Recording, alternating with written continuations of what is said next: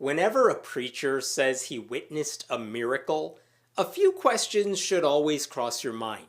The main one being, where's the proof? Well, recently a preacher claimed to have that proof. Like real, tangible, irrefutable proof. And I'll go ahead and spoil this video for you right now. He did not.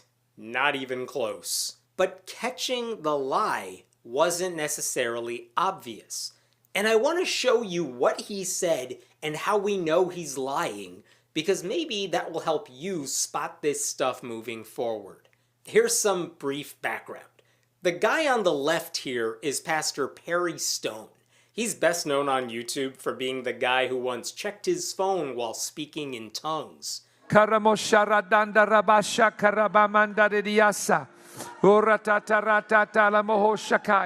Yes, Lord, have your way, have your way, have your way, have your way.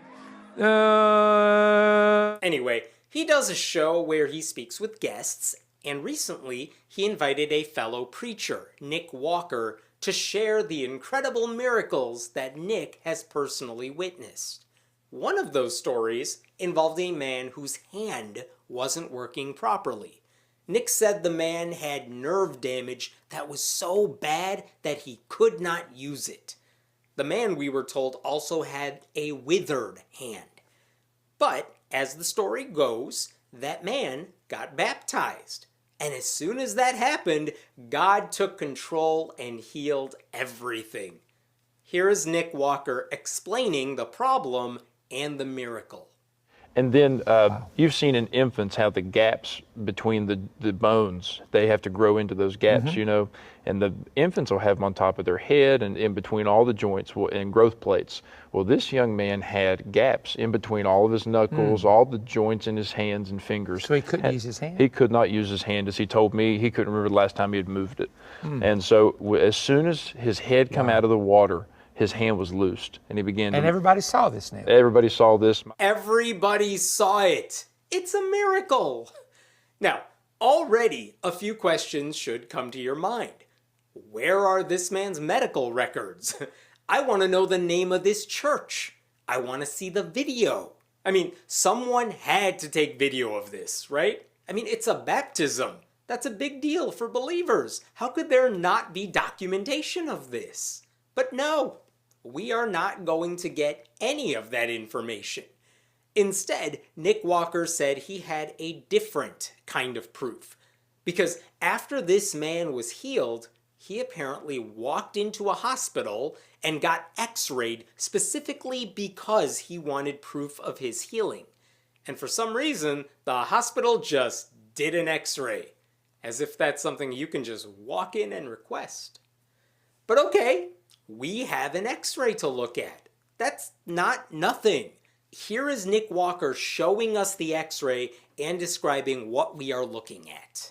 So they x-rayed his hand, and what they found, and this is on the before and the after that he sent me, was that the Lord had totally realigned his bones, closed the gaps, and then in other scans, which I didn't have those other scans, but in the other scans they found that the nerves were actually restored and he was able to use his hand again. And even the hand looked crooked, and then the x-ray it shows how the Lord had put realigned his bones. And so his hand was restored. What happened with the cancer? So the doctor said, I've never seen anything like this. Amazing. Absolutely amazing.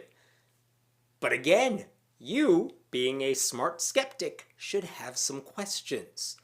For example, how come we're only seeing the after picture and not the before picture?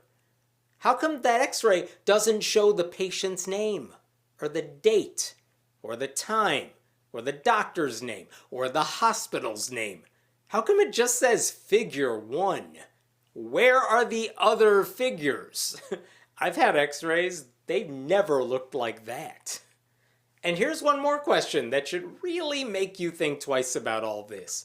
And credit where it's due, it was my buddy Kyle Mantila at the website Right Wing Watch who first saw this connection and alerted me to it. How come, if you do a Google reverse image search on that x-ray, you find that the exact same image appeared in a 2018 Scientific Reports article published by the journal Nature about Chinese children who suffer from something called Cashin-Beck disease. Seriously, in 2018, a major scientific journal published a paper that included this image, which means these are not 4 glimpses of one dude's miraculously healed hand. Those are 4 different hands of Chinese kids, ranging from a 7-year-old boy to an 11-year-old girl, with and without that disease. And by the way, the disease those kids suffered from has nothing to do with nerve damage or having withered hands. X-rays, of course, don't show damaged nerves. Here's the bottom line.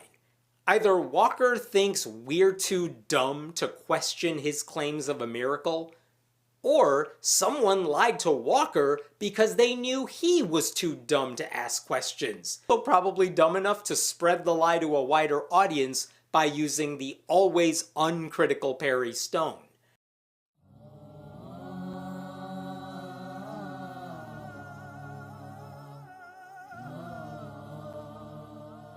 Whatever the reason is, someone on that side is lying. This is not a miracle. This is a straight-up con designed to make you think God exists and that miracles are real. They're tricking you. And as far as I can tell, not a single Christian close to them called them out on it. By the way, I reached out to Nick Walker Ministries on Facebook to ask them about this. I told them I had a question. They responded, "We can answer. What do you need?" And I said, "Why are you lying about this x-ray?" And I sent them a link to an article I wrote about it. And I know they saw it. I got the red receipt. But they never responded to my question. That video with Perry Stone, however, was taken down from YouTube without explanation. No apology. They are all just hoping no one notices. Which is a weird way to handle what you once suggested was definitive proof of God's existence. Christians like these guys are such liars. All they have to do is admit there is no tangible proof of God's existence. They could just say their faith in God is just that, faith. But they don't. They pretend there's proof as if that makes their beliefs more credible. But we know there is no proof. And if anyone tells you otherwise, your job is not to just accept their anecdotes. It's to challenge their claims. It's to demand rock-solid, irrefutable proof. Or, if you want to have some fun, it's to figure out where the lie is. And sometimes, they make that really easy.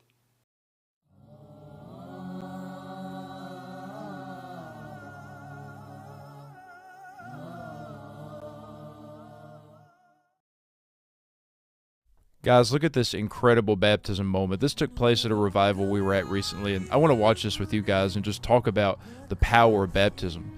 You know, it's so much more than a profession of our faith, a public declaration, but the scripture is clear that there's power in baptism. It says that we are buried alive with Christ, and we also share in his resurrection. This is a death, a burial, and a resurrection, and we come up new, we come up transformed. I always tell people whatever they bury in the water of baptism does not go home with them.